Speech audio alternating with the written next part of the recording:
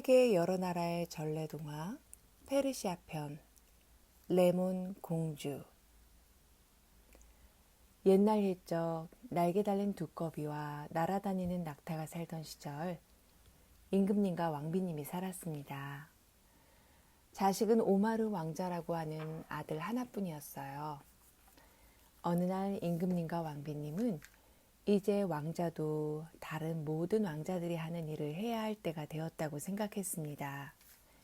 예쁜 처녀를 구해서 결혼해야 한다는 거지요.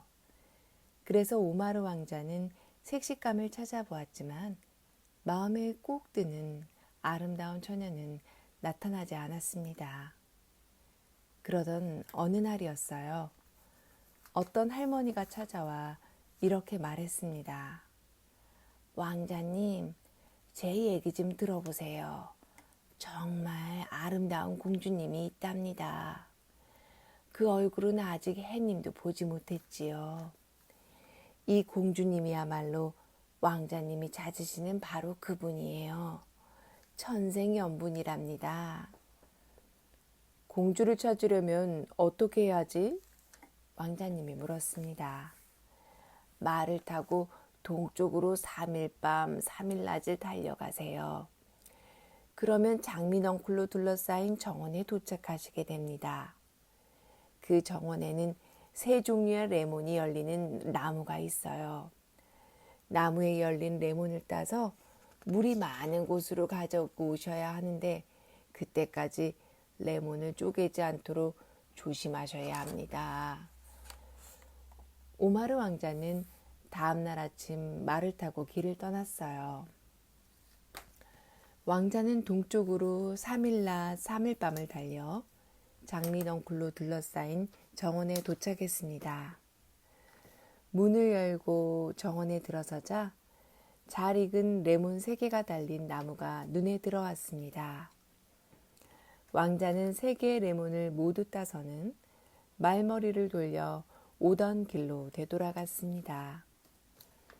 그런데 얼마 가지 않아서 레몬 속에 무엇이 들어있는지 궁금해졌습니다. 왕자는 너무나 궁금해서 하나를 집어 칼로 쪼개보았지요. 그러자 레몬에서 아주 어여쁜 아가씨가 일어나는 것이 아니겠어요? 그리고 이 아가씨는 물을 주세요 하고 소리쳤습니다. 하지만 주변에는 물이라고는 찾아볼 수 없었고 아가씨는 곧장 사라졌습니다. 오마르 왕자는 슬펐어요. 하지만 엎질러진 물은 주워 담을 수 없는 법이죠. 그냥 가던 길을 가는 수밖에 다른 도리가 없었습니다. 그런데 얼마 가지 않아서 다시 나머지 2개의 레몬에도 아가씨들이 들어있을까 궁금해지기 시작했습니다. 그래서 왕자는 2번째 레몬을 들어 칼로 쪼개보았습니다. 그랬더니 첫 번째 레몬에서보다 더 아름다운 아가씨가 나타났습니다. 그러고는 물을 주세요, 물을 주세요 하고 외치는 것이었어요. 하지만 이번에도 물은 없었어요. 그러자 2번째 아가씨도 호련히 사라져버리고 말았지요. 3번째 레몬은 정말 조심해서 다뤄야겠다. 왕자는 이렇게 속으로 다짐하고 가던 길을 계속 갔습니다. 얼마쯤 가다 보니 강이 보였습니다. 왕자는 할머니가 한 말을 떠올리고 3번째 레몬을 쪼개보았습니다. 그러자 사라져버린 2 아가씨들보다 더 아름다운 아가씨가 레몬에서 나왔어요. 달림처럼 상냥한 눈에 배곡같이 하얀 살결, 비단처럼 곱고 윤이 나는 길고 검은 머리카락. 이 아가씨도 마찬가지로 외쳤지요. 물 좀 주세요. 오마르 왕자는 이 아리따운 아가씨마저 사라져 버릴까봐 얼마나 걱정이 되었던지 아가씨를 안고 강가로 달려가 물에 그냥 빠뜨렸어요. 강물에 빠진 아가씨는 차고 맑은 물을 실컷 마시고는 강가로 기어 올라왔습니다. 아가씨는 실오라기 하나 걸치지 않은 알몸이었어요. 왕자는 망토를 벗어서 아가씨의 몸을 감싸주고는 이렇게 말했습니다. 아름다운 레몬의 공주여, 내 아내가 될 사람은 오직 당신뿐입니다. 하지만 궁궐로 함께 가기 전에 당신이 입을 옷과 타고 갈 말을 구해와야겠어요. 그러면 돌아오실 때까지 여기 이 큰 나무에 숨어 있을게요.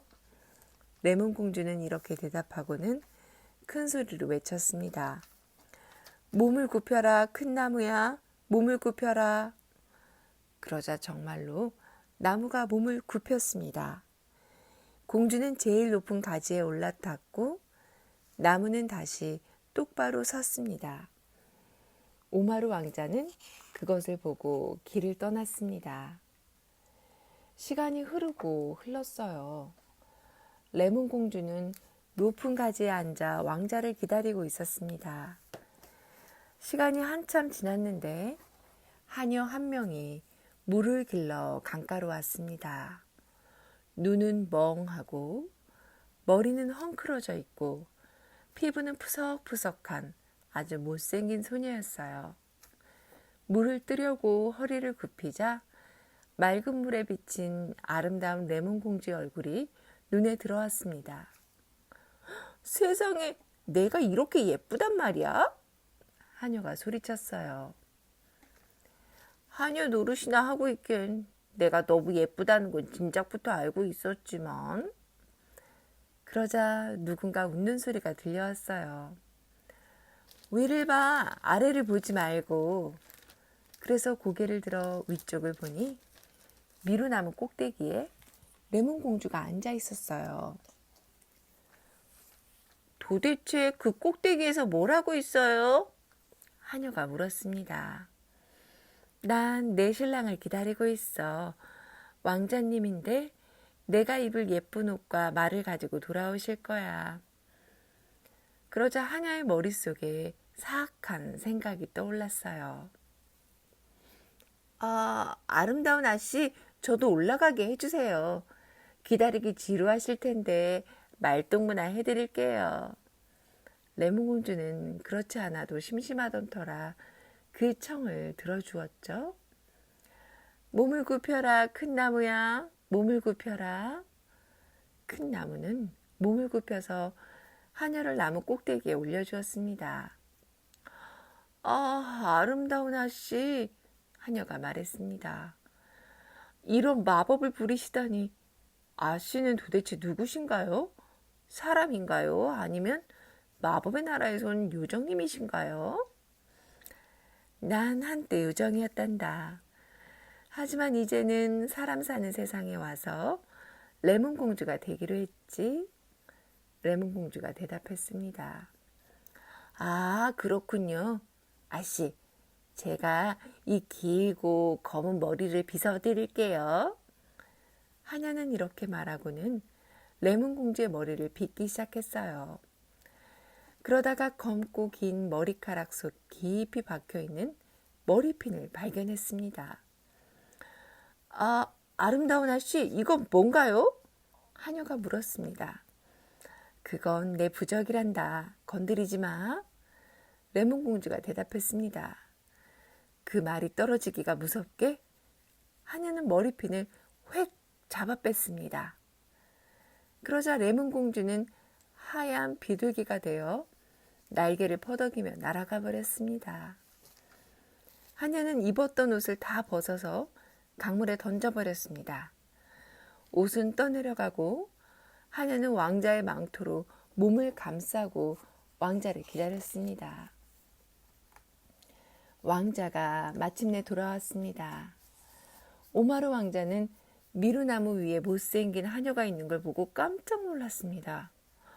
무슨 일이 일어난 거지? 왕자가 소리쳤습니다. 당신은 변했는데? 피부가 거칠고 푸석푸석해. 햇볕 때문이랍니다, 왕자님. 하녀가 말했어요. 떼약볕에 타서 피부가 망가졌어요. 아니, 그러면 입술은? 당신의 입술은 장밋빛 봉우리같이 부드러웠는데 대체 어떻게 된 거요? 바람 때문이에요, 왕자님. 하녀가 말했습니다. 뜨겁고 건조한 바람 때문에 입술이 갈라진 거예요. 아니, 그러면 그렇게 크고 상냥하던 눈은? 눈물 때문이에요, 왕자님. 전 왕자님이 돌아오시지 않는 줄 알고 엉엉 울었어요. 그래서 눈이 벌개지고 부은 것뿐이죠. 그러면 비단결 같은 머리카락은?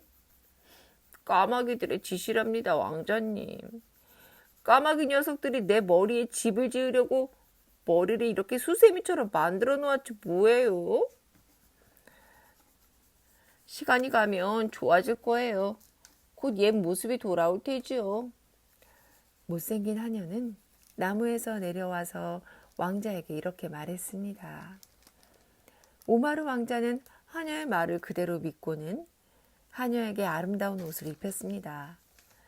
맑은 여름날의 하늘처럼 푸른 판탈롱, 진주알이 박힌 하얀 비단 블라우스, 황금실로 짠 저고리, 금으로 된 신발, 역시 금으로 된 머리 장식과 팔찌. 그리고 나서 두 사람은 말을 타고 궁전으로 달려갔습니다. 임금님과 왕비님은 오마르 왕자가 데리고 온 하녀를 보고 아들의 신부감이 지독하게 못생겼다는 것을 한 번에 알아보았습니다. 이게 내가 골라온 신부감이란 말이냐? 설마 아니겠지? 저는 이 아가씨에게 결혼을 약속했습니다. 40일 후에 결혼식을 올리도록 하겠습니다. 왕자가 대답했습니다. 왕궁 주위에는 정원이 있었는데 매일 아침 이곳에 하얀 비둘기 한 마리가 날아와서는 자작나무 위에 앉아 울었습니다. 오마르 왕자는 날마다 이 나무 아래 와서 비둘기의 노래를 들었고 노래를 듣고 나면 항상 이렇게 말했습니다. 아, 저 하얀 비둘기의 노래는 정말 슬프구나. 이 사실을 알아챈 하녀는 정원사에게 말했습니다. 왕자님의 분부이시다. 자작나무 위에서 슬픈 노래를 부르는 저 하얀 비둘기를 잡아 죽이고 땅에 묻도록 해라.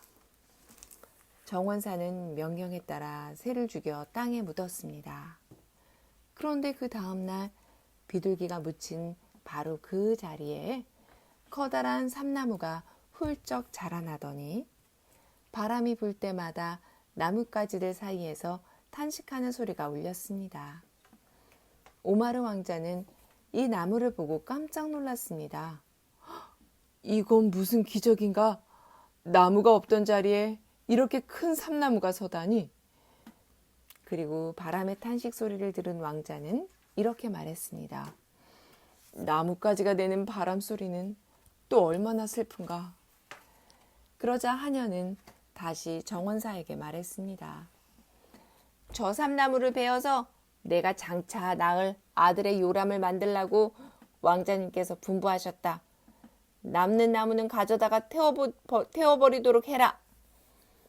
그래서 정원사는 나무를 베어 왕궁의 목수에게 가져갔습니다. 목수는 나무를 잘라서 요람을 만들었고 정원사는 남은 토막들을 모아 불을 지폈어요.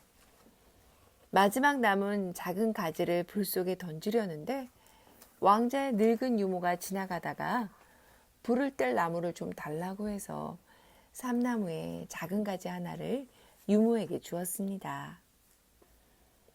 늙은 유모는 자기 집 난로가에 나뭇가지를 놓아두고 장을 보러 나갔습니다.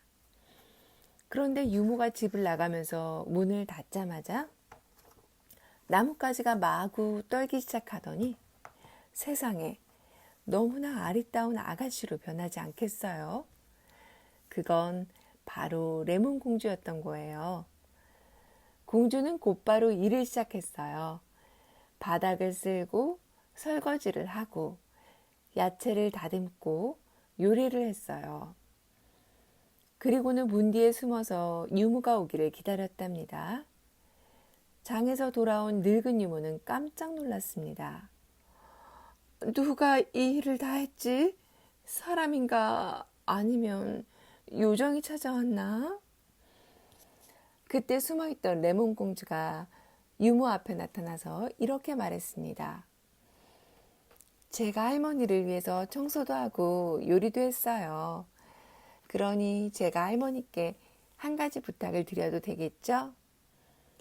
오마르 왕자님께 가셔서 왕자님께서 비단실을 주신다면 세상에서 가장 멋진 양탄자를 짜드린다고 말씀드려 주세요. 늙은 유모는 왕자에게 가서 그대로 얘기를 전했습니다. 그러자 왕자는 비단실이든 무엇이든 필요한 것은 모두 내어주라고 명령했어요. 그래서 레몬 공주는 양탄자를 짜기 시작했답니다. 시간은 흐르고 흘러 오마르 왕자와 못된 하녀의 결혼식 날이 되었습니다. 하지만 하녀의 모습은 변하지 않았어요. 처음 만날 때 못생긴 얼굴 그대로였죠. 그래도 왕자는 속으로 생각했습니다. 저 여자는 레몬 공주가 분명하다. 나의 천생연분이라고 했지.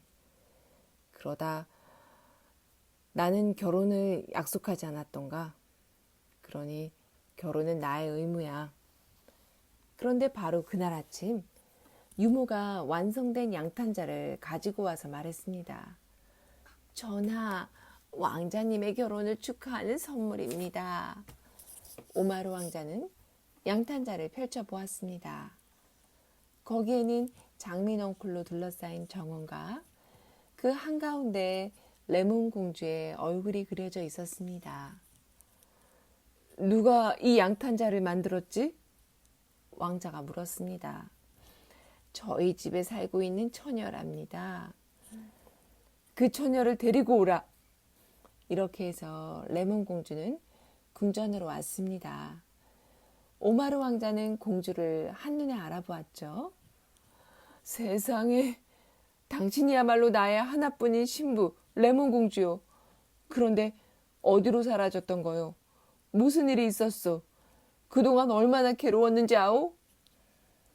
레몬 공주는 왕자에게 못된 하녀가 어떤 짓을 저질렀는지 모두 얘기했습니다. 화가 난 왕자는 못된 하녀를 잡아오라고 명령했습니다. 하녀는 정체가 탄로난 것을 알아차리고 걸음아 날 살려라 도망을 쳤습니다. 왕자가 보낸 병사들의 추격을 받으면서 국경을 넘어 이웃 왕국으로 들어갔답니다. 어떤 이들의 얘기로는 못된 하녀가 아직도 도망가고 있대요.